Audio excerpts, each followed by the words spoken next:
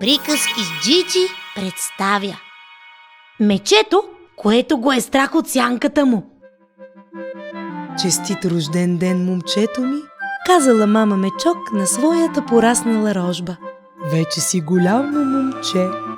Това значи ли, че мога да ходя вече сам до езерото да събирам плодове за вечеря?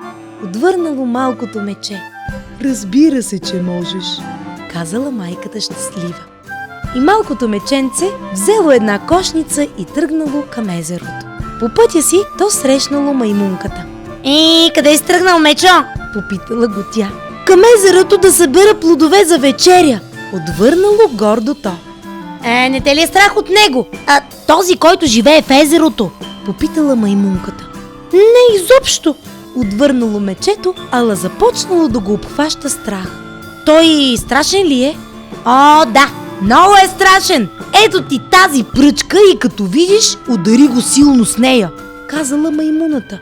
Малкото мече пристигнало на езерото и извикало силно. Хей, има ли някой тук? Къде си? В езерото ли се криеш? Излез веднага да те видя.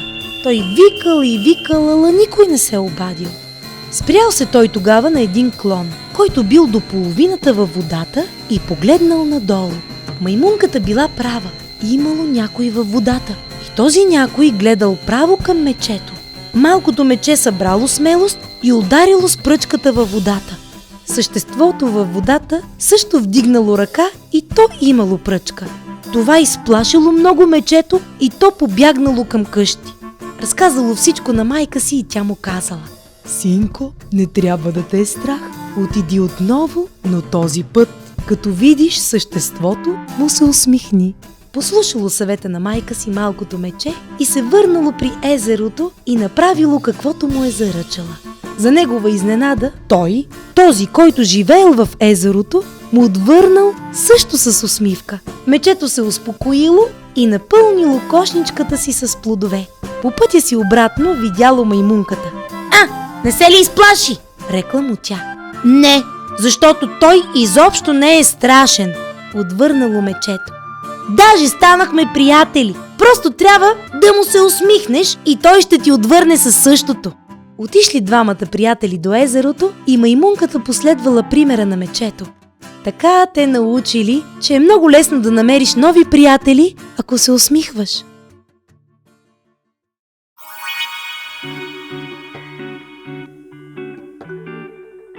Здравейте, приятели! Познахте ли ме? Пак съм аз, вашата приятелка, приказната фея. Всяка седмица ще ви разказвам по една история тук в нашия канал. Не забравяйте да се абонирате за нашия канал. А в профилите ни в социалните мрежи сме ви подготвили невероятни изненади.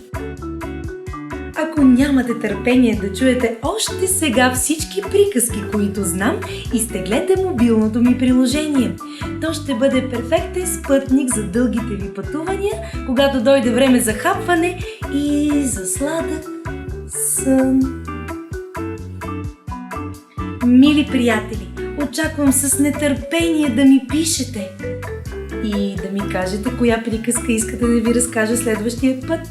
А сега ви казвам чао и до нови срещи!